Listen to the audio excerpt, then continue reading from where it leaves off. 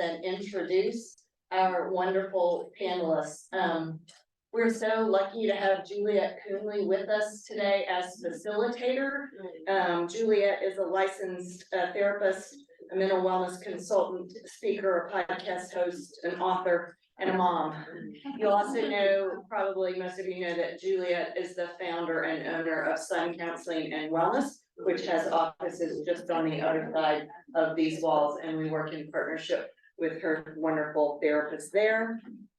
She is passionate about this topic and the way it intersects with mental illness and works hard to fight the stigma that most gun violence is performed by people suffering from mental illness. And she also is passionate about addressing the ethical, social, and political issues that greatly affect the overall health and well-being of the patients for whom she cares. So we're so glad to have Juliet. Thank you. Beside Juliet, we have Dr. David Jacobs. So Dr. Jacobs is a trauma and acute care surgeon and the vice chair of diversity, equity, and inclusion for the Department of Surgery at Atria's Carolinas Medical here in Charlotte. He serves as the medical director of Atrium's hospital-based violence intervention program. Closely related to his career as a trauma surgeon is his interest in violence prevention, reflecting his belief that today's surgeons must also address the ethical, social, and political issues that they feel so greatly affect the overall health and well-being of the patients for whom they provide care as well. I didn't even realize that final line was so similar to Juliet's until I was reading them both. I think you guys are just very involved in all the things that are affecting those that you walk alongside. So next to Dr. Get closer to the mic. Sorry. Next to Dr. Jacobs is Tracy Campbell. Some of you have had the benefit of hearing from Tracy Campbell in the past.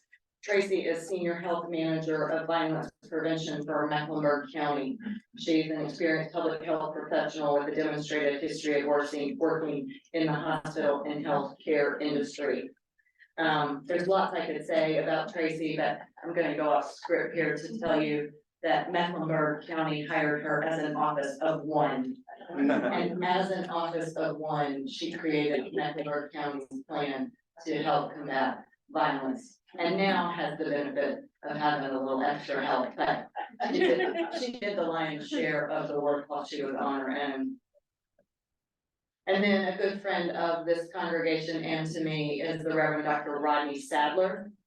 He is an experienced educator at Union Presbyterian Seminary, teaching courses in Old and New Testament interpretation, wisdom literature in the Bible, history and religion of ancient Israel, and African American biblical studies. He is the managing director of the Center for Social Justice and Reconciliation on the Charlotte campus of Union Presbyterian Center and the co-director of the Office of Black Church Studies at Duke Divinity School in Durham, North Carolina. And we are so glad to have all of these wonderful folks here with us today to talk about a very critical and time-sensitive topic that has been plaguing our country and just continues to wake us up in the night. So before we get into the meat of the panel that Juliet is going to lead, I'm going to ask Dr. Sadler to open our time together. Bless our food with a word of prayer. Thank you all. Good afternoon. Good afternoon. Let's look to the Lord. Holy ones, once again that we come before you with thanksgiving in our hearts, we are grateful to be able to worship together, to learn together with sisters and brothers in Christ. We're grateful for this opportunity today to come together to talk about gun violence and what we can do to prevent it. We are heartbroken today we know that guns have caused more harm in Maine, more death, more dying of innocent civilians, that today we mourn the loss of life in Gaza, the loss of life in Israel, so much of it taken by guns. Lord, we know that you have ordained a different way for us.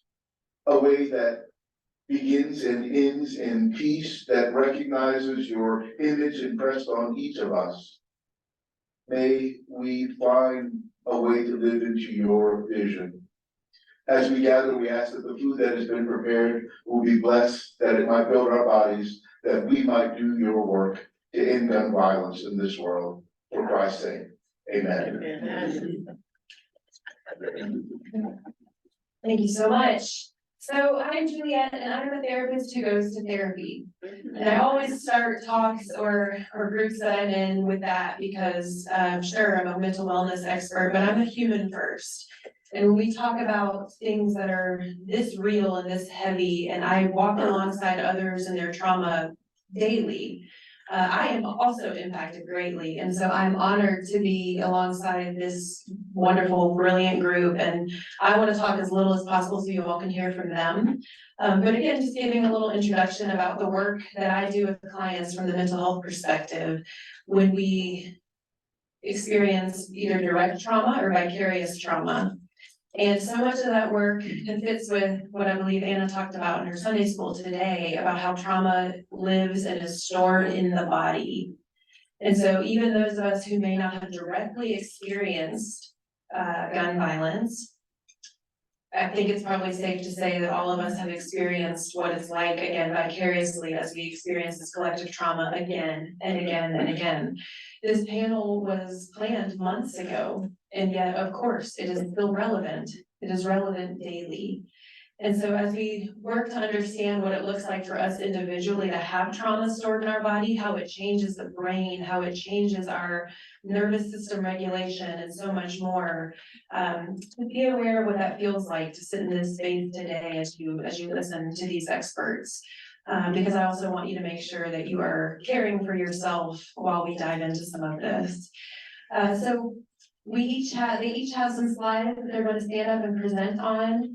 And again, I just ask you to sit back, listen, really take it in, be open-minded. We're gonna have some time at the end where you all can submit questions, I believe, or either maybe stand up and ask questions. So keep track of those, jot them down if anything comes to mind, and we're happy to address those.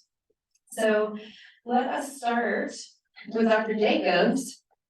And yeah, you can head on over, head on over. So my hope is that Dr. Jacobs will tell us more about why he views violence as a public health crisis, why he is passionate about this specifically in Charlotte, and perhaps what he's seen over the years as a trauma surgeon and how it intersects with this conversation today.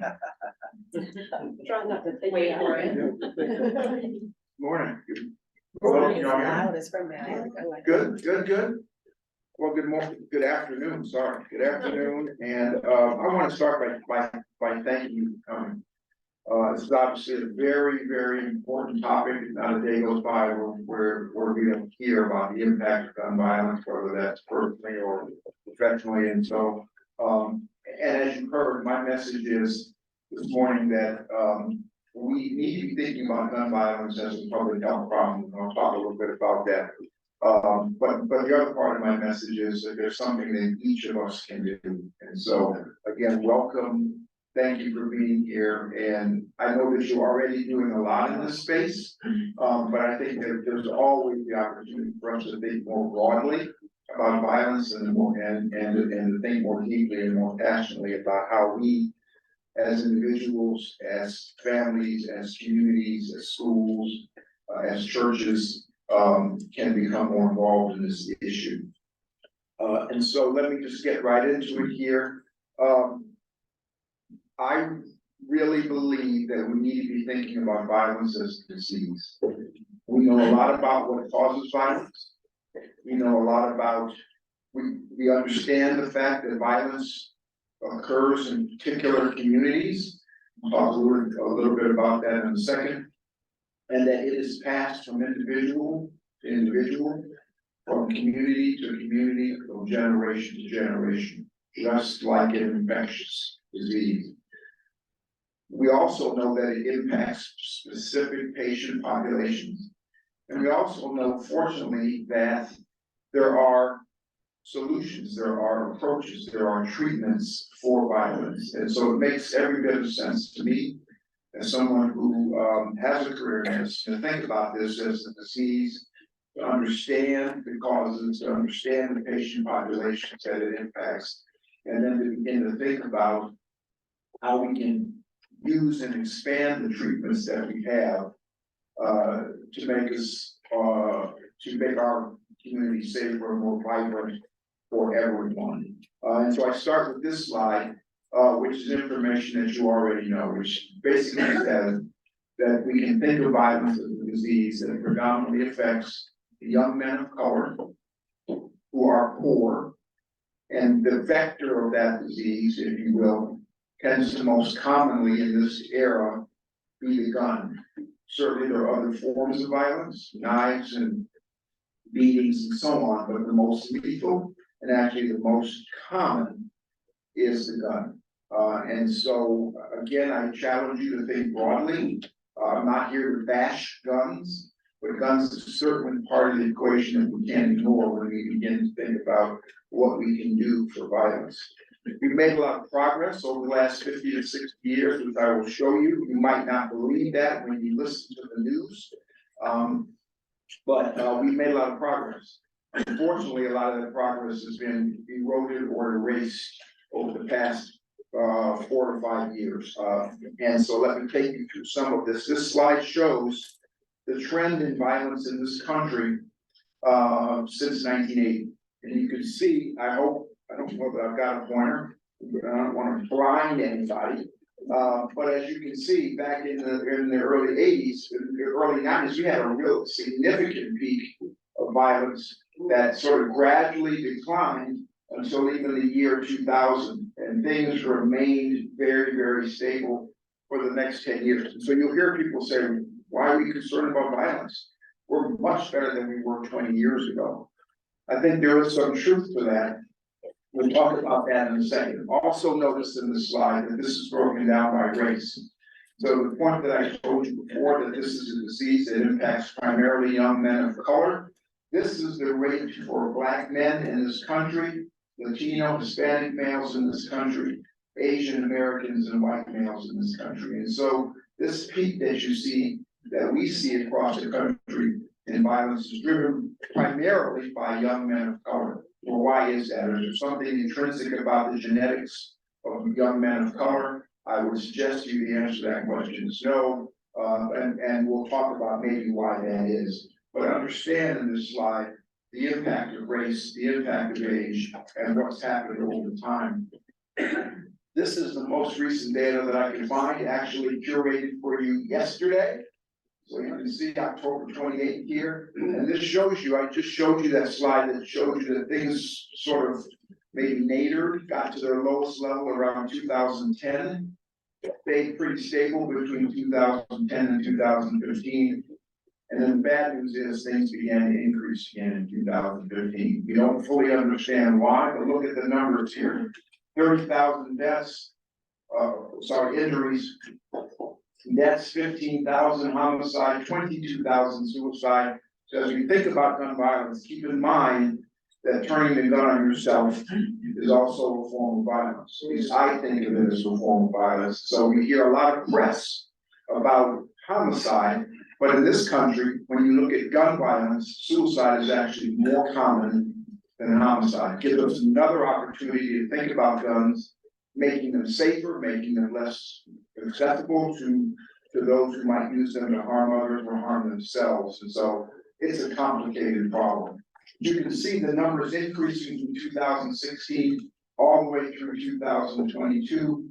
Total number, as we looked at, was about 40,000 in 2021, significantly up from 30,000 in 2019. A lot of this we feel is driven by COVID, but COVID is really receded from our awareness, I guess I would say. But the violence rates are not. The violence rates continue. If you look at these numbers yesterday, as of yesterday, total number of gun violence deaths in the country yesterday, 35,000. There's more than yesterday already. If you extrapolate that over the course of a year, we'll be at 42,000 a year, which is a record. And so we've made some progress over the last 50 years, but the last 10 years has been, concern. I mentioned earlier, the handgun is the most frequent vector of this disease, and you can see here about 75 to 80% of the homicides that occur in this country occur as a result of handguns, rifles, shotguns, whatever you have. And a significant less proportion by knives and by other things. And so we cannot talk about violence in this country without talking about the gun as a major influencer in outcomes. I'll come back to this slide because one of the points that I wanted to make that I forgot is this issue of mass shooting. Garners a lot of attention in our society. We heard about the mass shooting in Maine just a couple of days ago, and it rivets our attention. But look at the relative impact. It's not to minimize those deaths and the impact that it has on the community and all of us, but it's a small fraction of what this country is seeing in terms of gun violence. And so we again need to think broadly about the individual impact, the personal impact. The mass shootings are important. We need to address those, but it is a small fraction of the overall burden of gun violence in this country. So let's get to the meat of this. What causes violence and why are we seeing it primarily in specific communities and in specific demographics, the young, male, and color? I think we've evolved in our thinking over the last 20 years, and my current understanding of the causes of violence is that it is related to many of the other social ills that we see. Why are kids not finishing high school? Why do we have use of illicit drugs and alcoholism and gangs and teenage pregnancy? It really comes down to the fundamental underpinnings of our society and these issues that you see listed on the slide here: racism, family values, failures in our educational system, our justice system, poverty. If you allow yourself to look at this, though, you can become quickly overwhelmed. If you believe that this is the cause of violence, you say, well, what can I do? I can't solve poverty. I can't solve a poor educational system. And so it's easy to quickly become overwhelmed by all this and just retreat into your own corner and say, I give up. I encourage you to look at this in innovative ways and how you as an individual can impact education. Are you a mentor? Are you a teacher? Do you have opportunities in your church to have after-school programs that can enrich some of the lack of access to quality education that occurs not too far from where we're standing? And so again, think broadly about these causes and how we don't think about an after-school program or opening up your church for Saturday night basketball. We don't think about that as being a violence prevention strategy, but when you understand the causes of violence, understand the social drivers of violence, then you can understand that there are plenty of things that we can do and that we're already doing that certainly fall under the category of violence prevention. Again, when you're thinking about the causes, I tend now to think about this in terms of adverse childhood experiences, probably a concept that Julie is very familiar with. But there's another ACE. How many people have ever heard of adverse childhood experiences? So it's a pretty common construct. How many of you have heard of adverse community environments? A lot less. It's another ACE. And so think about the impact. The adverse childhood experience is more of the impact on the individual. The adverse community environments are those structural and causes, if you will, that impact our community as a whole and tend to occur concurrently with communities of violence. And so again, think about poverty, discrimination, violence, poor housing, et cetera, as that second ACE that really does drive violent behavior. This is very well illustrated in what goes on in Charlotte. You're familiar with the concept of the crescent versus the wedge. And I'll tell you, not surprisingly, the vast majority of homicides that occur in the city of Charlotte occur within the crescent. those areas of socioeconomic deprivation, poor education, poor access to housing, food insecurity, et cetera, et cetera, et cetera. It shouldn't be a surprise that those communities overlap. And so again, that's where our work needs to be and how we, that means I gotta go. So, I actually only have one or two more slides, so, and so it gets to this issue of social determinants of health. And those things that we think about, not necessarily related to violence, but certainly have a significant impact on your health. Have you ever heard the saying that your zip code is more important in determining your health than your genetic code? And that's very true, because those social drivers of health tend to occur in zip codes of deprivation, and those drive the outcomes that we're talking about, whether it's lack of education, whether it's poverty, whether it's violence. And so that's where the work has to be done. I put this in here because we know now that there's a direct relationship between social determinants of health and violence. And I just want you to focus on the first one here, social mobility. So the ability to climb the economic ladder is associated, as you climb that economic ladder, there's a 25% drop in your violence rate. Does the word social mobility ring a bell to you here? Like the Chetty report. The Chetty report, never heard of it. The Chetty report, what do you know? So the Chetty report, as you all know, measured the ability of an individual to move from the lowest level of socioeconomic mobility to the highest in their lifetime. Ranked the top 50 cities, and Charlotte was number 50. And so is it a surprise that we see a surge in violence in the city, understanding that there's a relationship between social mobility and violence? Is it surprising that we see an increase in violence in a city where socioeconomic mobility is so limited?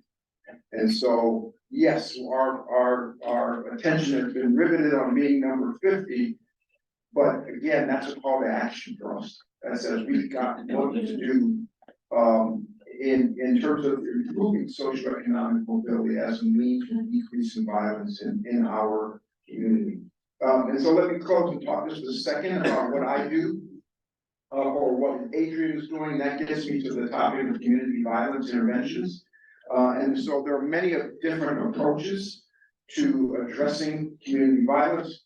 Law enforcement is the one that probably comes to most people's attention first, but there's our street outreach programs, which I believe Ms. Campbell will discuss, but there's hospital-based violence intervention. And so you might be surprised to know that we have a hospital-based violence intervention program at Atrium Health. It's called Project Boost. And it's an opportunity for people who are injured badly enough to come to the hospital and maybe give them an opportunity to, number one, rethink circumstances that drove them to being victims of violence.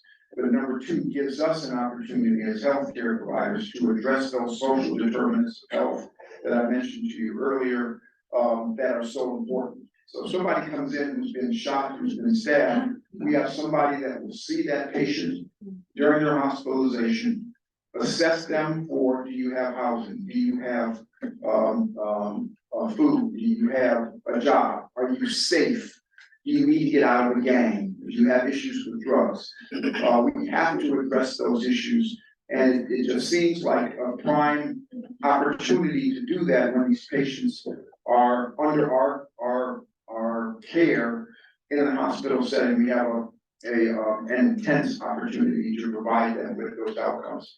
Hospital-based violence intervention is not new. We've been doing it for 25 years, 30 years across the country, but it is new to North Carolina and very new to Charlotte, North Carolina. And so we don't pretend that we're going to be able to necessarily move the needle by ourselves with a hospital-based violence intervention program, but combined with all the other folks who are doing community violence intervention work, we hope to be able to move the needle. And so again, here's Project Boost. And sort of gives you the approach to how we do this, who we serve, young folks between the ages of 15 and 25, no matter what the mechanism is. 90% of the patients that we see, as you can imagine, are African American males, just because of what I've told you. So that gives you, I think, I'm gonna, stop here, and hope I've given you some things to think about and look forward to some dialogue, a little bit later in the morning. Thanks. What a compelling call to action to think of individually innovative ways we can impact and advocate. All right, let's shift over to Tracy Campbell, and I would love for her to share what Mecklenburg County is doing. And why we thought it was important enough to create a whole department on it and what you guys are working on. Absolutely. Good afternoon. Can you all hear me? I talk pretty loud. I probably don't even need this microphone, but just in case. I'll say I used to do a lot with school kids, so I can get really. Be in a room with 300 seventh graders. Yeah. You'll learn how to. Okay, so again, I'm Tracy Campbell. I'm the Senior Health Manager for the Office of Violence Prevention with Mecklenburg County Public Health. If you didn't know, you have an Office of Violence Prevention in Mecklenburg County. Yay! Right? And so I'll say we are proud to say we're the first Office of Violence Prevention in the state of North Carolina. The state now has a statewide Office of Violence Prevention that is just 4 months old, but we have been up for now 3 years next month. Be 3 years that our office has been up and running. I've had an opportunity to share across the country with a lot of leaders about the things that are happening in Mecklenburg County. So I'm proud to kind of give you an overview of what we're doing so that you know that there's work taking place outside of, if you've heard me before, you've heard me talk about this plan, the way forward. So I'm gonna spend just a little bit of time to give you an overview of the plan. If you have your phones out and you haven't seen the plan, the last slide, there's a QR code. You can scan that, or you can certainly go to the Mecklenburg County Office of Violence Prevention webpage and see the plan. And I advise you to do that, to read the plan and to read the appendix. There's an appendix, and the appendix is really, really important. When people tell you your plan is too long, you say, but I did all of this work. You just add an appendix, so it doesn't go away. So that's how you get around all of those things. So again, our office was born about 3 years ago next month, and we now have a lot of extra staff, and I was an office of one for a very long time. So if you heard me, a year ago or so, you'd be like, oh, yeah, struggling. But I'll tell you that this office was born out of public outcry. We really had people just like you in the community that were saying to our elected leaders and our officials, what are you doing about all this rise in violence that's happening, not across the country, but right here in your backyard where you live? Because we want to make sure that people can live, learn, work, and play and worship in a place where they feel that it's safe and comfortable for their families. And despite what zip code you live in, that should be achievable in Mecklenburg County. And so that is the goal for us with this office. So you'll see this is the mission for our office, and I'm not going to read through that, but we really want to make sure that we can increase opportunities for folks, that we can build healthier, more resilient communities. And we've got 5 guiding principles that really drive our work, and that's collaboration, inclusion, accountability, capacity building, and access and equity. And at the center of that, the heart of everything we do is community engagement. We do not want to not engage with community. We don't know what your concerns are. We want to know what you think we are doing well, where we have deficits and we need to do work. We want to know about all of those gaps, and we want to keep our finger on the pulse of doing what is important to the people that we serve. And again, we are Mecklenburg County Public Health and we serve. So that is the start of the plan. The plan is called The Way Forward. The plan is a 5-year strategic plan. It's got a lot of lofty goals in it. We did a lot of community engagement. You'll hear me keep saying that. A lot of community engagement to figure out what people wanted us to do in the plan. And this is not a plan for everyone. So when you go through and you look at these strategies, it's like, that didn't have anything to do with me. You're right, because maybe you don't live in a community that's being plagued by community violence. And so this plan is specifically about community violence. So people say, doesn't like they're addressing interpersonal violence. We're not. It is community violence, and that is specifically what this plan is about. We had no plan in Mecklenburg County. If you're talking about homicides and gun-related assaults, there was nothing. If you ask people what we were doing, yeah, there were probably some folks doing some things somewhere, but no accountability, nobody that they're reporting to, nobody tracking what's happening, and we needed a way to do that so that we can actually move the needle. So our plan, again, is a 5-year plan, and the goal is to see a reduction in homicides and gun-related assaults by 10% each over the course of the next 5 years. So this plan, when I say it's a lofty plan, it has 5 areas of focus and 20 strategies associated with it. So these are the areas of focus. This is what, when we did community engagement, which we engaged with more than 400 residents in Mecklenburg County through focus groups and interviews and online surveys to find out really what they want us to do to help address violence. These were the 5 areas that were more salient. This is what came up for people, when we partnered with our folks at UNC Charlotte to evaluate that community engagement. So community engagement and partnerships, we wanted to know that everyone has a seat at the table. You don't have to bring a folding chair, anything like that, that you, come on, we're expecting you to be a part of this as a resident, and a valued partner in this work. Support for youth and families. One of the things we heard overwhelmingly is that people felt like we did a really good job of working with kids, or we did a really good job of working with adults. And how many of you have ever mentored kids or done anything with a child? And you have worked with them and you send them home because that's what they have to do. They're not going home with you. So you gotta send them home and they come back the next day and they are either worse or they have forgotten everything that you tried to pour into them for the time that you had them. Because we don't do a great job of working with the family unit. We cannot just pour into kids and expect them to be able to navigate through life when some of their parents are dealing with some of the same issues because of historical trauma that they might be associated with. So economic opportunity goes without saying. People who cannot take care of themselves or their families will do whatever is necessary to make sure that happens. And there's not a person under the sound of my voice that if your kid looks at you and says that they are hungry and you can't feed them, that you will make a way. Everyone, we have the same issues. Intergovernmental collaboration, no, we don't always get along, right? I work for the county and we don't always agree with the city. We serve the same people, we have great intentions on both sides. We don't always agree how that work should happen. And so this is one area where you'll see, and we'll talk about, we do agree. Right, we stand 10 toes down together that this is something that we can't do on our own. The city can't do it, the county can't do it. It's going to take a collaborative effort. And safer, healthier neighborhoods, again, goes without being said. We want people to live and work and play and worship and all of those things, age in a place that's appropriate for them and their families, that's safe. So just to kind of give you an overview, a couple of highlights, we received some ARPA funding, which is that federal money that came down, and along with some recast grant money that's allowed us to extend and increase our staff by 5. And we have launched a multimedia violence prevention campaign, and I'll show you some pictures of that, and maybe you've seen it around. And then we've been able to expand our community violence interruption program, as well as supporting our hospital-based violence intervention program that Dr. Jacobs spoke of.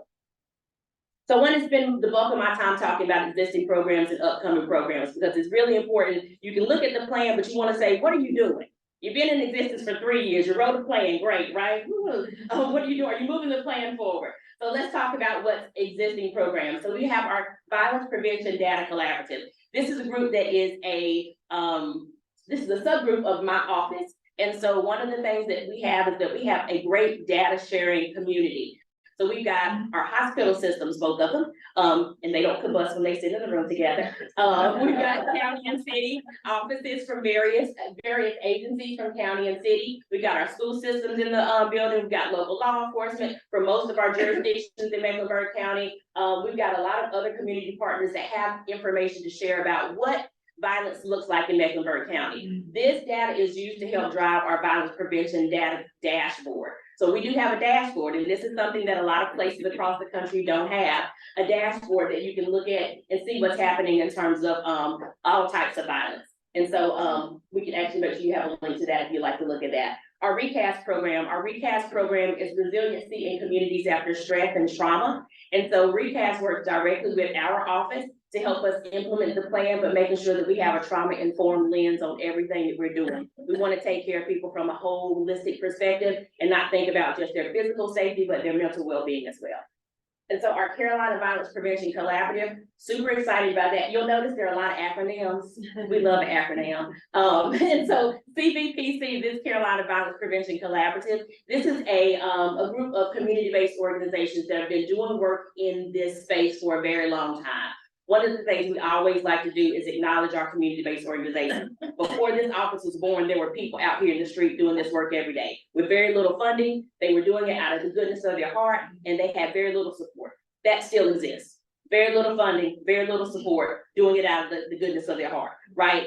These are the people that know folks in the community. These are the boots on the ground. Without them, we can't get this work done. I can write a beautiful plan, and it can just be a plan that sits on the shelf to check a box that we had a plan. Without these folks, we don't get anything done, right? Then we've got Handle with Care. Handle with Care, we're super excited about. We were able to launch Handle with Care this school year. And this is a program that works with our local school system as well as our local law enforcement. So CMPD is involved with this. It's a pilot program. And so what it is, it's a way to help identify young people who have experienced some type of trauma and give them the support when they have to go back to school, right? So then we're thinking about how do we wrap around young people? So prime example, I'll give you an example. If I happen to get off the school bus and I am in elementary school, I'm in the 4th grade, and I get off the school bus and there just happens to be a shooting that happened in my neighborhood in the middle of the day. I get off the bus, there's police everywhere, I'm traumatized. Then what we can do is law enforcement is able to get permission from that parent. And they say, what's your child's name? She'll say Tracy Campbell, she's in 4th grade, and she goes to this school. And they will send a note to the school that says, Tracy Campbell, handle with care. That's all it says. So what happens when this kid goes to school that they are sleepy because there were sirens outside of their house all night?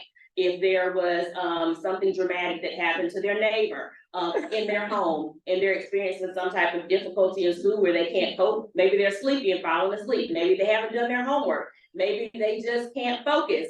If they need to get support from a counselor or therapist at their school, they can do that without any questions being asked.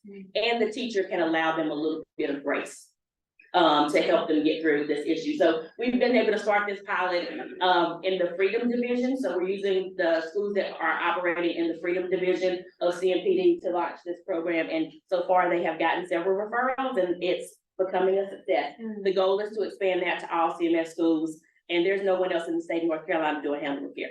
That's great. Now, let me say, too, it took us a long time. Like, this was a joint effort. So literally, it's Pat's Place, the county, recast program, my office, CMPD, a lot of folks that came together to get that done. I won't talk about H-Insurance program because Dr. Jacobs did a great job of talking about that. I'm going to briefly mention Corridors of Opportunity and Save Charlotte. Those are 2 city initiatives that are started that work in a lot of the same communities with a lot of the same folks. And they partner absolutely with the county to get some things done in those communities. What we know is that when we can pour more resources and more services into the same communities that are experiencing trauma, then we have a better outcome. So I do want to spend some time to talk about the ATV, Alternatives to Violence program. This is our community-based intervention program or interruption program. And so this program is where we hire credible messengers. And they are people that are known in the community, they are trusted in the community. They may have had previous experience where they have been incarcerated previously. And that is a plus for us because these people are responsible for getting in contact with the highest risk individuals. So people that might be wreaking havoc in communities, this is their job. To get to know those folks, to provide them with resources and services, to interrupt things before they happen. So they are on the street at night when things are going on. And so they get to know folks and they know when there's an issue that's rising and they get between that to stop that before it happens. So right now we have that program. We started a pilot program about 2 years ago on the Bates Ford LaSalle corridor. That program has been pretty successful and we're excited about that. So much so that we were able to extend those programs and have 2 new sites. So we've got a site that's opening up. They just got finished training about a week and a half ago. So West Boulevard and Remount Road and Nations Ford and Arrowwood are the 2 sites that we're expanding to. So that was a combination between funding from the county and the city initially for that pilot program. Then we have Wells Fargo and Greenlight Fund that continue to support those. And then generous support from Congresswoman Alma Adams that has helped us extend to those 2 new sites. And 2 upcoming programs. So 100 Youth Advisory Council, we have already launched this. This is an initiative from my office. We have launched a program with 18 to 24-year-olds. We have a branch of middle school students and we will have a branch of high school students that make up this 100 Youth Advisory Council. We've already kicked off and launched the site for our 18 to 24-year-olds. You ask why them? Because that is the group that's most likely impacted by violence and no one talks to them. How many of you talk to an 18 to 24-year-old that doesn't belong to you?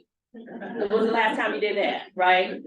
They don't answer to anybody, they're not going to school, like they're just living their best life and they're out here doing their thing. So we really wanted to make sure we were engaging with that population. So again, going back to those 5 pillars, those guiding principles, intentional, right? So we're working with the Relatives On Ramp to work with a lot of young people that are disconnected. And so they have a lot to say and they have been wonderful to work with.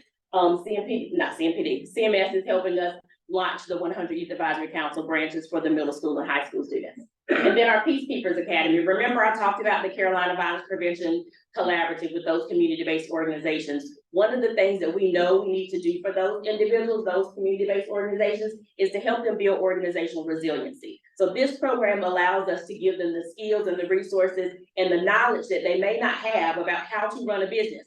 The business, right? You just don't have the good we do a lot of things out of the goodness of our heart, right? But it doesn't mean that it's most impactful when you don't know how to do it correctly. And so we want to give them the skills so that they can apply for and receive funding to continue to do this work. They've been doing it for a long time, but a lot of those individuals started out of personal tragedy. And so we want to ensure that we're giving them all the skills and the resources they need to continue doing the work and scale up. I talked about our awareness campaign. This, you may have seen this around, particularly the one, not another, the casket. It's on the back of CATS buses. So if you've been behind a CATS bus, maybe you've seen that. You may have seen the Not Another Miss Birthday, or those things on the light rail. So some of these places, we did a large, outreach with our community engagement. So we did bus stations, we did bus stops, there are things on the bus, there are things on the light rail, the gas station pumps. We did barbershops and beauty salons, grocery stores. This campaign is everywhere. So really the premise behind this campaign is not another Miss Birthday, not another RIP, not another thoughts and prayers, all the things that we say, and we should be sick of hearing those things, right? Every time something happens, we offer thoughts and prayers. Well, that's great, but we need some action behind the things too. So this again was accidental death, not another accidental death. We want to make sure that we're focusing on things that people can do. If you happen to be a gun owner or know people that are gun owners, responsible gun ownership, meaning that you are locking and storing your gun where people, whether they are young folks or people who might be suffering a mental health crisis, don't have access to that, or people that just want to do harm. So again, these are some of the places that you may have seen this campaign. In addition to another part of this campaign is that we did clean graffiti stencils. There's some not far from here. So these were 76 stencils we put in 9 zip codes. This is the second iteration of these that we've done. And you'll see they're all over in some unlikely places. People are like, oh, you're gonna put some in Uptown? Yeah, the people just shot somebody up there, like right around, no. It wasn't far, right? So we wanna make sure that everywhere people go, whether they are visiting our city and coming for an event, or you are a native of Charlotte, that you feel safe and that you know that people are paying attention to what's happening.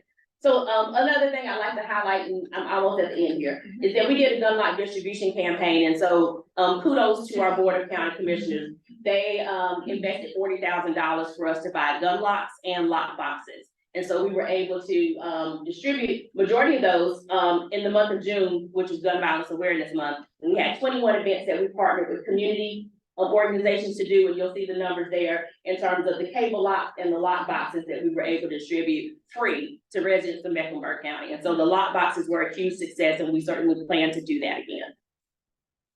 And again, this is the QR code that you can scan if you have your phone there and you want to scan that, or you can again go to the website to see the plan. And I think that is all I have. Right. Thank you. Amazing initiatives. All right, Dr. Sadler is going to talk with us a little bit about how we may be misinterpreting the Second Amendment and a little bit about our spiritual health in this context. And he's going to do it in about 10 minutes. Boy, that's a challenge. Good afternoon, everybody. I pray you're all doing well. I have this little conversation called Bible and Second Amendment. And the purpose of this is to do two things. Number one, to lift up the principles that we follow as Christians and suggest that they are probably quite different than the suggested values of America as it deals with issues of guns. And the second thing is to put the Second Amendment to the kind of scrutiny that we give to the Bible. We spend time exegeting the Bible, delving deeply into its meaning, understanding who wrote it. And I don't think we do that with the Second Amendment much. So first, I just wanted to start off with two basic biblical trajectories. If we look at the Bible, we see two basic reasons that the Bible gives us to care for other human beings. Number one, the first trajectory is that we are all created in the image of God. So we're supposed to love other human beings the way that we would love God if God were in front of us. We're made B'Tselem Elohim in the image of God in Genesis chapter 1, 26 and 27. Genesis chapter 9, verse 6, it says that if a human being kills another human being, that human being's life should be taken by another human being. I don't want to emphasize capital punishment, but I do want to emphasize the next part of that. Because human beings are created B'Tselem Elohim in the image of God. In essence, the value of having God's image impressed on each of us gives us special significance in all of creation. The other major trajectory that we see is that one that we find in relationship to self. We see this in Leviticus chapter 19 verses 18b and following. There it says that we are to love our neighbor as ourselves, i.e. the basis of our concern for other people should be because they are loved in the same way we love ourselves. Later on it says we should love other groups too. Chapter 19 verse 33 34 says we love the aliens who live among us as we love ourselves. Jesus says, oh, you even love the enemies that are around you as you love yourself. In essence, this notion of love should be given to all people. This is an ideal that I see lifted up in Micah chapter 4, verses 3 and 4. And this gives us an ideal of what we are supposed to be moving towards as a society. He shall judge between many peoples and shall arbitrate between strong nations far away, and they shall beat their swords into plowshares and their spears into pruning hooks. Nation shall not lift up sword against nation, neither shall they learn war anymore. This suggests the biblical ideal of moving from having weapons of war and violence to changing them into agricultural implements, things that would be beneficial, that would be useful for us all. This occurs in Micah chapter 6, but also occurs in Isaiah before that. In essence, it's a biblical idea that continues to grow throughout the text. We all know this one, the Ten Commandments, you shall not murder, you shall not kill. And I love the fact that the ambiguity in the term that's used in the Hebrew, really, this is the notion that we're not sure, does it mean murder, intentional violence? Does it mean kill, i.e. take a life from another human being? The ambiguity exists so that we are left to ponder. And we never take human life lightly. I think if you were to ask me, which you didn't, but I'm going to tell you anyway, one of the things that we're failing to do as a church is lift up the value of human life. And the fact that we need to cherish this above everything else. Even in the Constitution, we have, what does it say? We hold these truths to be self-evident that all human beings are created equal, that they're endowed by their Creator with certain unalienable rights, that among them are what? Life, liberty, and civil rights. What's the first one? Life. Wow. Sounds like that should be the thing we're protecting more than anything else. But for some reason, we seem to be protecting gun rights more than anything else. Second Amendment of the Constitution of the United States says, a well-regulated militia being necessary to the security of a free state, the right of the people to keep and bear arms shall not be infringed. Got that? Make sense? Heck no, it doesn't make any sense. Let's do a brief exegesis of the Second Amendment. There are problems as we look at this text in the grammar and the syntax of this. This is a horrible sentence from the poor grammar and failing punctuation. Is the militia a necessity for our nation where we have 5 standing, well-funded, well-staffed branches of military service? Every state has its own internal police departments, internal military. It seems as though the need for a freestanding militia is no longer necessary. Further, the amendment contains these notions of competing ideas. The notion of a well-regulated militia says there's a regulatory agency. Doesn't that make sense? But then it says that right shall not be infringed, which suggests no regulation. The concept of the Second Amendment itself is wholly significantly problematic. This internally inconsistent thing. Other problems with the Second Amendment, it's written during a different period of time. It's written in 1791, so it's about 231 years ago now. It was written when the nation only had 3,929,000 people. So roughly about 1/100th the size of our nation today. It was written when much of the country was still yet to be acquired from the indigenous Americans and Mexicans that were in this nation. So it was a different context there. There were more dangerous, lions and tigers and bears, oh my, at that point in time than there are now. And it was written during a time period where the weapons that most people own were flintlock pistols and muskets, things that could be fired 1, 2 times, maybe 3 times in a minute if you were really good.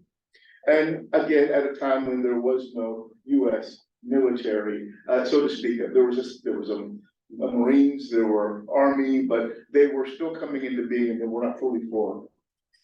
We look at today, what have we seen with militias in the last few years? Gretchen Whitmer was almost killed by one in 2020. The Proud Boys tried to overthrow our nation on January 6, 2021. And then 2022, a group of, the Patriot Front were caught in the back of a U-Haul going to a LGBTQIA plus protest to wreak havoc. It doesn't seem like militias are doing us any great favors these days. Maybe we should consider who wrote this amendment. When we do exegesis, you always want to know who was the biblical person that wrote the text. This was written by a group of people that gave us the legalized taking of land from people, the ethnic cleansing and genocide of indigenous American population. This was also given us by the same people who gave us legalized slavery and turned their backs turned our black and brown ancestors into property who had no rights and declared them 3/5 of a human being for voting purposes. They also realized that the constitutional amendment was given to those who were the source of many other bad ideas. Other ideas we've determined we don't want to keep anymore. But somehow or another, we've made this almost sacred. So just simply saying, the Bible versus the Second Amendment. The Bible values all human life in the midst of our creation. It says the way we treat others is the way that we fundamentally treat God, and works towards the elimination of weapons, beating our weapons into plowshares and pruning hooks. Second Amendment values guns above human life, is problematic in its text context and authorship, and is used as the basis for the proliferation of weapons in the midst of the world. So as Christian community, I think that we see where we find ourselves at irreconcilable ends. To choose the perspective of the American value of guns gives us a culture of death in America. Now, you've got different statistics on gun deaths. I found statistics that the worst year for gun violence ever was 2020. And the middle of the pandemic, where 45,000 people were killed. And then I was stunned that 2021 was more than 45,000 people were killed by gun violence. And the number dropped off slightly in 2022, but it looks as though it's heading back up towards more than 45,000 people this year. We're forced to live, be true to our faith commitment would be that we need to be circumspect in the view of the Second Amendment and what gun culture produces. In essence, I would say we're forced with the choice between, do we follow God's will, God's way, God's word, or do we follow our culture that's leading us down a different trajectory? I would say that we have not just the power and the agency, but the responsibility as people of faith to choose a different way forward if we are to be true to our Christian values. Amen? Amen. Can I say something more problematic? I say all of this as a gun owner. I own shotguns. I own semi-automatic weapons as well. And the reason I own them, I can explain, that would be another whole day. I wanted to find out if after the passage of that law by the North Carolina General Assembly, it was as easy as they said it was to acquire a gun. So I walked into Bass Pro Shop one day, and I walked up to the counter, and I wondered if I, was a black guy, but I, as an American citizen, could buy a gun as quickly as they said. They said, you can buy a gun in 10 minutes. 30 minutes later, I walked out of Bass Pro with a AR-15 weapon. Now, I still own the weapon. It's locked away in a safe now. I still own it because I don't want to sell it back to them. And I don't know what else to do with it. But I recognize that if we as a people are to move forward, we're gonna have to make some serious choices about the value of guns. I'm tired of hearing the rhetoric that the only way to stop a bad guy with a gun is a good guy with a gun. These arguments are trite and they don't make sense. We need a new way forward. And I think that the way that we as Christians should take is to work against the Second Amendment, rewrite it, redo it, reimagine it, work against the proliferation of guns in our society. I think we can be creative and come up with new ways. You can keep your guns, but new ways of thinking about self-defense. Got a whole plan, but you don't have time for that today. There's new ways, there are other ways that exist that will reduce the violence in our society today. And praise God for examples that talk about how do we deal with the issue of race in America? How do we deal with the issue of lack of opportunity in America? How do we begin to address the social contributors to the larger issues? I think for theological reasons, we in the church have a lot of work that we need to do. Amen? Amen. Amen.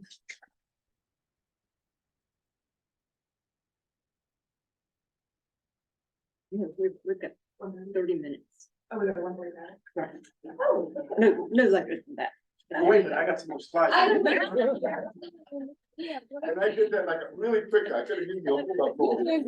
Well, and we probably want to hear more, right? So did we have papers for questions, Lucy, or do you want to just have me walk around with the mic? I have two written ones, Okay. and there's paper on the table. But I'm happy to get started with these two, and then if people just want. No, it's like. So let me go ahead and start. So this one looks like it's for Dr. Jacobs. Regarding the drop in the violent deaths from 1980s to 1990s to 2015, what's the best explanation of this decrease? No one knows, thanks. I guess the question is whether it was a real decrease or was it just a leveling off of the significant increase that occurred in the '80s, early '90s. There was a significant increase, if you look at that graph, significant upswing in community violence in the late '80s, early '90s. People are still arguing about what the cause of that was. A lot of that appears to be driven by the crack epidemic. And so, as the crack epidemic waned and gave ways to other social ills, the numbers came down. There were a number of things that occurred during that period of time. We had a heightened sense of awareness about the ability to prevent violence. And so it's probably multifactorial, but a lot of it's probably driven by the fact that what you were seeing was just a recession of the wave that occurred after the crack. Tracy, Project Booth finds that if a person has no housing, and this question wants to know how you all resolve that. Oh, is that Dr. Jacobs? Yeah. Yes, how do you resolve that? Yeah, so, without talking about the other guys in the room, we're Atrium. But, Atrium, and I'm sure Vermont is doing the same thing, is recognizing the importance of addressing the social determinant of health. The most recent figure I've heard, and it's still kind of startling to me, is that with all of the medical care and all the sophistication and all the opportunities that we have in healthcare today, the outcomes of an individual's outcome is only 20% of an individual's healthcare outcome is determined by the actual health care that they receive from the healthcare system. The other 80 or 60 or 80% is driven by those social determinants. And so it doesn't matter how good your surgeon is. I tell my surgeon colleagues this every single day. You can do the most perfect operation that you can do. Then you send your patient back and to their community, and they continue to smoke or continue to drink, or they can't exercise, or they can't get healthy food, or they're constantly under stress because they live in a stressful environment, your surgical outcomes are going to be terrible. And so the healthcare system, driven by altruism or driven by money, has determined that they need to invest in the social determinants of health. So whether you're a trauma patient or whether you're not, every patient that comes in our door gets a social service assessment, a social asset assessment. Do you have a home? Where's your nearest fresh foods? Do your kids have access to education? Do you have a job? Atrium has invested some untold, I don't know what the figure is, millions of dollars in housing. They own land, they're building affordable housing. Truth be told, some of that is for Atrium Health employees. Okay. So we got Atrium Health employees that are still experiencing housing instability and housing insecurity. So we gotta take care of our own house first. But Atrium has invested substantially in housing in the community.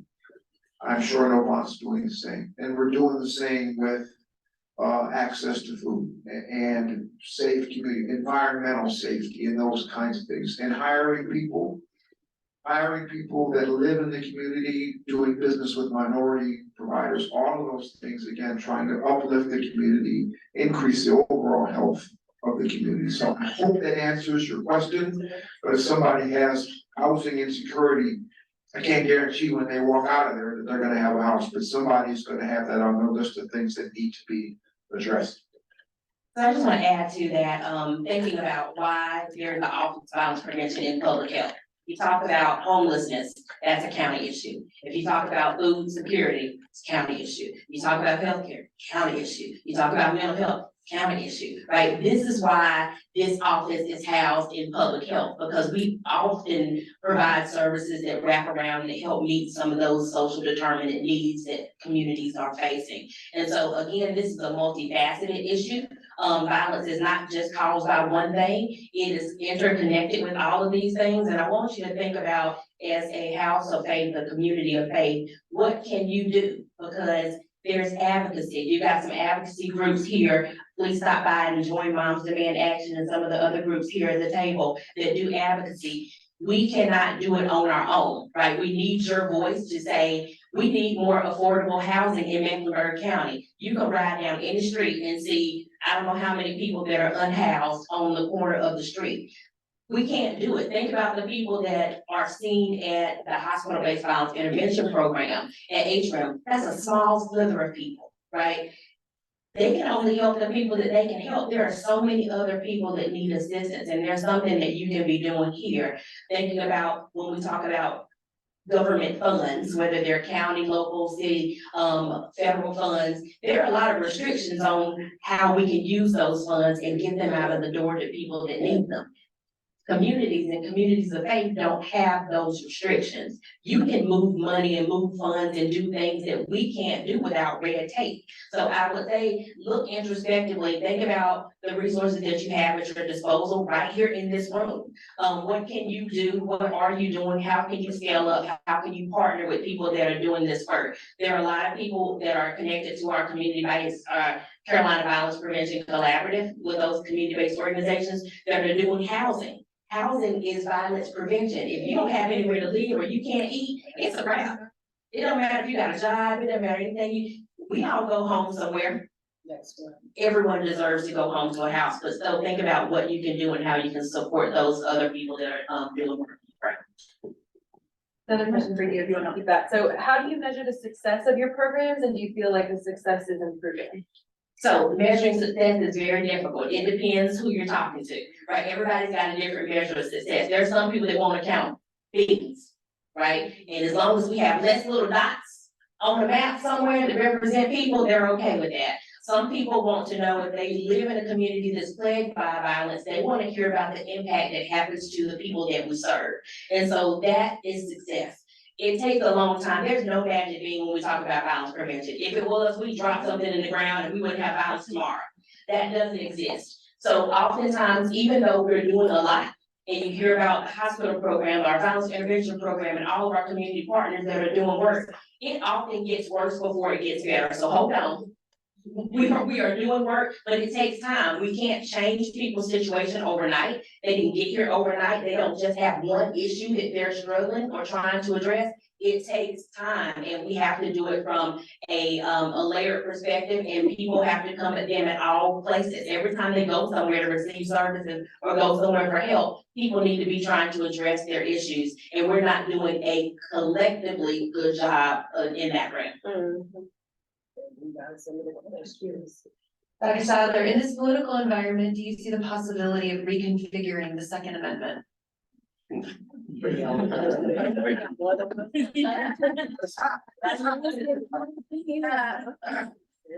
So,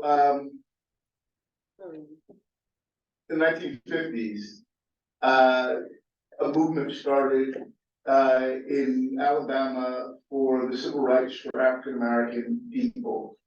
It started in the midst of a time when there were maybe 2 or 3 African Americans in Congress. The Supreme Court had yet to add an African American person. That civil rights struggle that began there developed in the midst of a climate that was politically antithetical to it. And they were able to change the world. I don't believe that because the climate is against us today, doesn't mean, number one, that we shouldn't bear faithful witness. And number two, that we shouldn't expect that the world will change. We as people who believe in Jesus, believe in the guy that died, was in the ground for 3 days, and oh wow, God raised him on Sunday morning. If God can do that, then God can help us deal with issues of gun violence in America. Amen? Amen. So, the point is, yes, we need to work on it. We need to continue to press for change until the change we want to see comes about.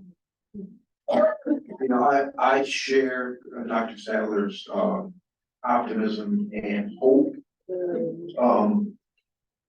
But the one thing I have found is that and I don't know whether these conflict or not, but I'm gonna let you in on those two. You're in a very important part of time.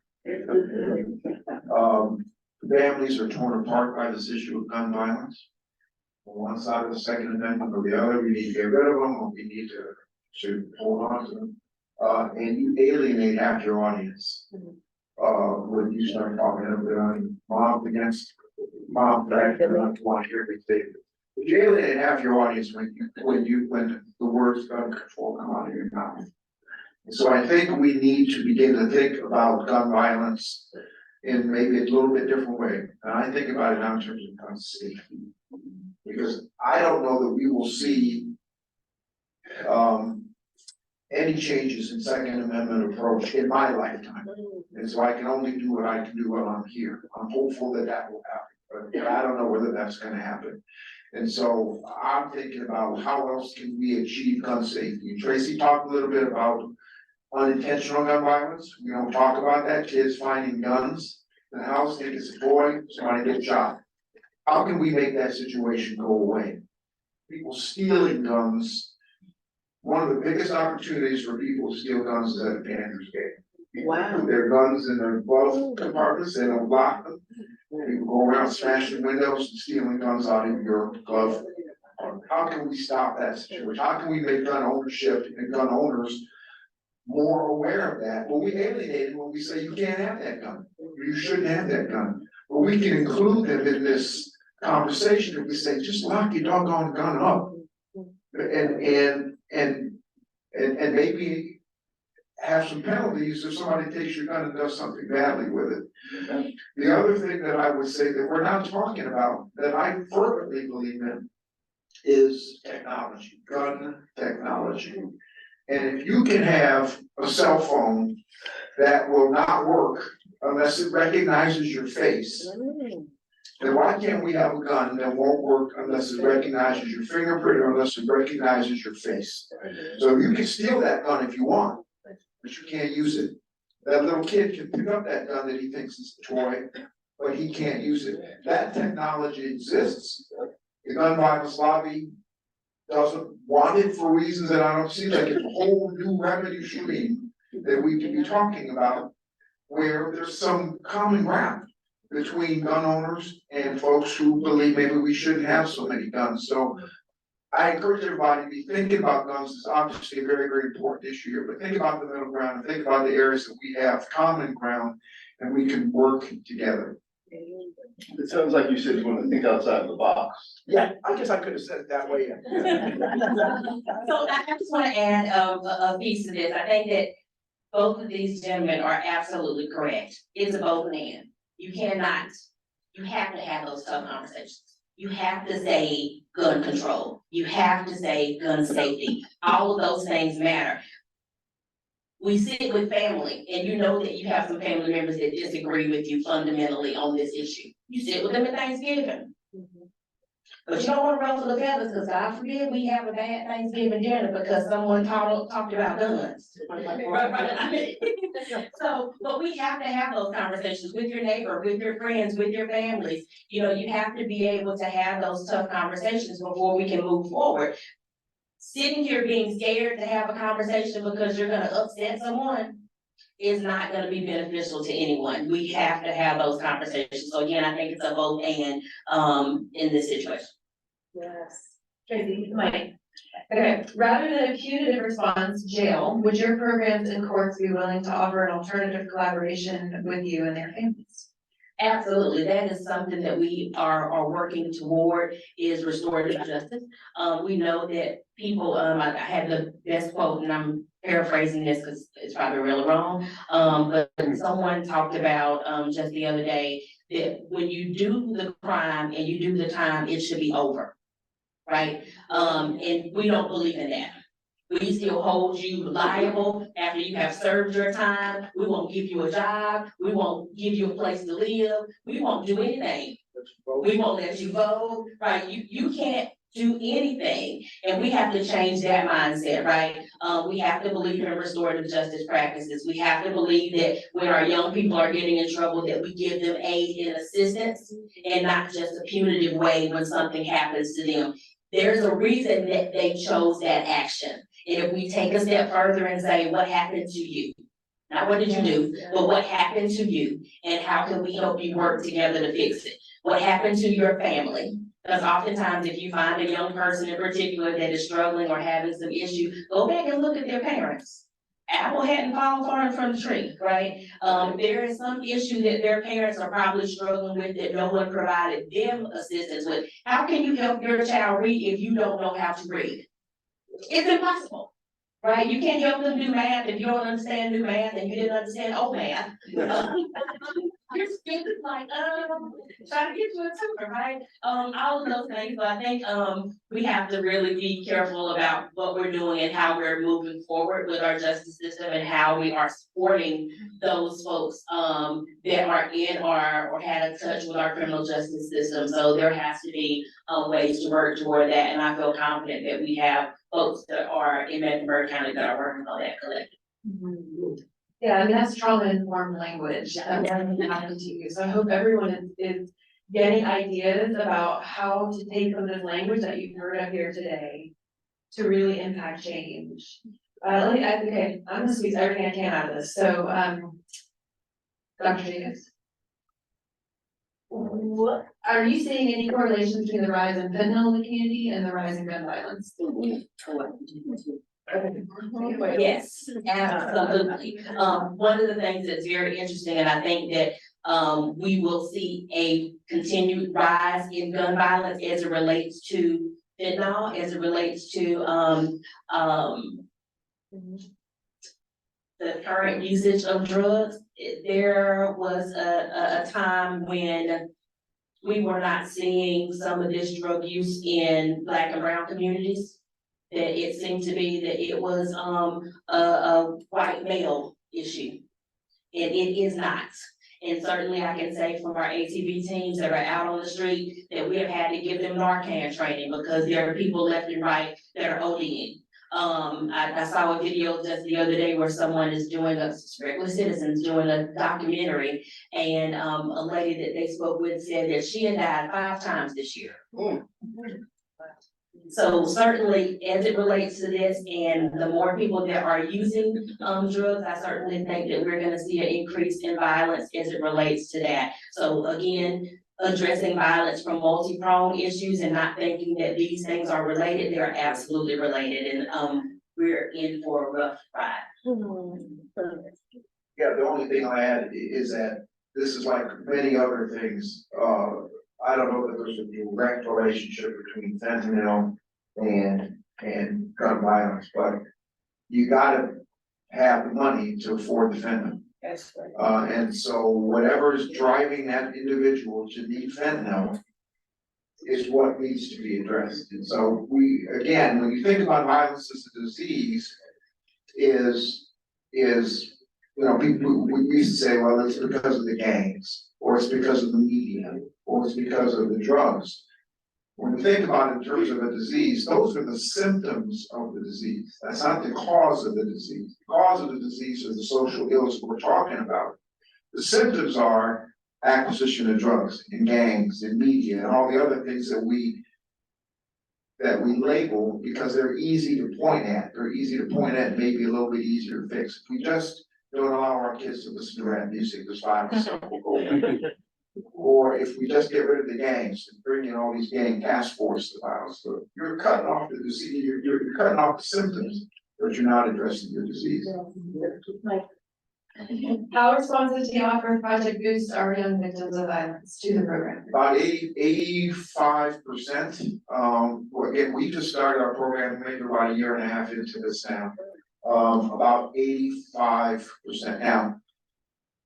A lot of these in our program, I didn't say this specifically, but our program is really targeted, and I shouldn't use the word target. But our program is really focused on kids, young people between the ages of 15 and 24. That's the highest age group of involvement in violence in this country. So we talk about youth violence, that's why it's important. But when you're talking about a 15-year-old, as Tracy said, not only do you have to engage the youth, you gotta engage the family. 15-year-olds can't consent to be part of this program. And so you've got to engage the family, and it means some commitment. You gotta stick with the program, and not everybody has the means, has the ability to be able to do that. Overall, about 80% of people will take advantage of it. There are programs in the country where they have 100% enrollment, and we hope to get there. We think as we get better at this, that we'll get there. But right now, it's about 85 to 90%. That's right. This is probably our last question, I can't get to all of that, but could you just speak from the spiritual health lens about how we deal with this overwhelming sadness and fear?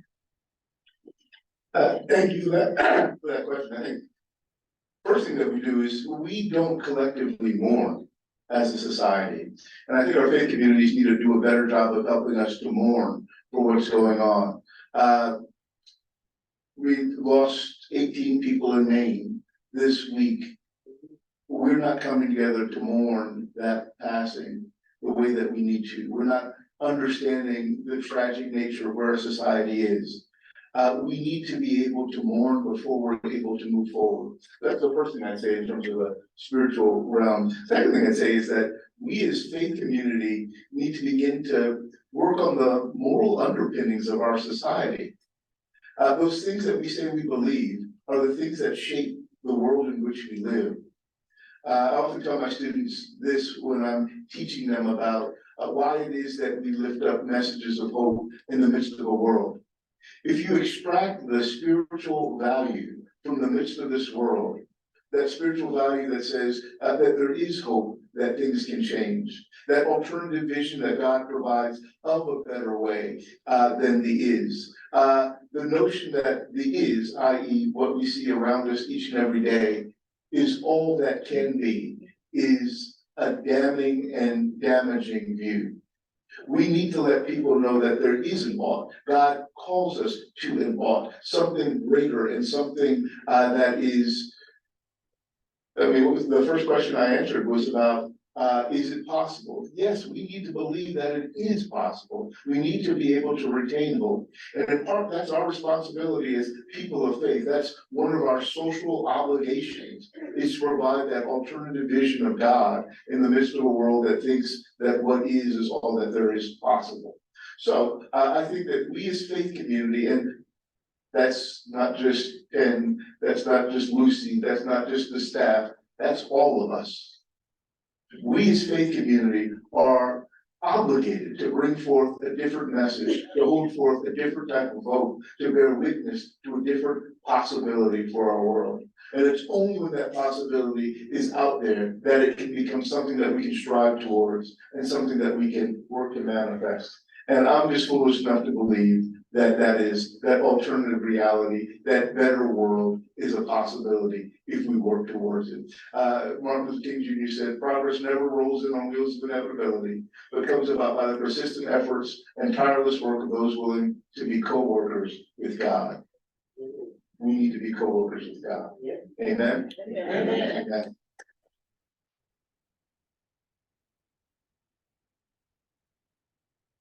I hope you all learned something today. I hope you've been moved to action. You know, self-care is such a mental health buzzword, but we're really talking about community care, and it's necessary. So take a beat to integrate everything you've learned in this powerful series.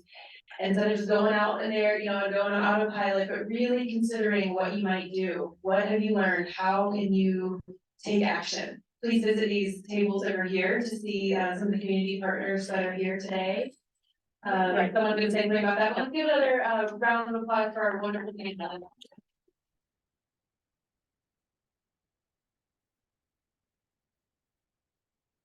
Thank you, everybody, for coming. So just on the note of our wonderful resources who are here today, all of these ladies are local here in the Charlotte area, but all of their efforts are much more broad reaching than that. So I'll start at the side closest to me. This is Laura Pendleton. She is representing the organization called March 4th.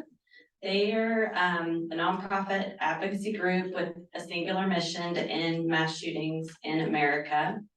And then beside Laura, we have Grace McLean and Ann Miller, both from the Moms Demand Action Organization, which is a part of Everytown Against Gun Violence.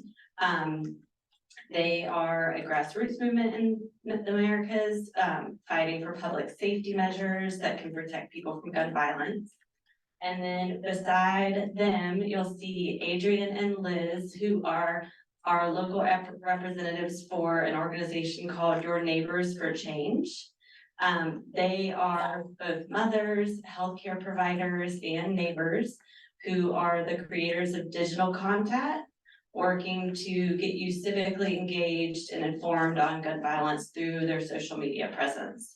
So each of them has material both in print or a QR code for you to access a lot of their information digitally. So thank you, ladies, for being here. Please stop by and speak with them on your way out. Thank you, Dr. for being here, and thank you to our wonderful panelists. They might be willing to linger for just a moment if you have a question burning that didn't get answered. Thanks to the wonderful gun violence advocacy subcommittee. Raise your hand if you're serving on that committee. Martha as well. And to the folks who got lunch for us, and to Gerald and the formation team for this joint industry effort.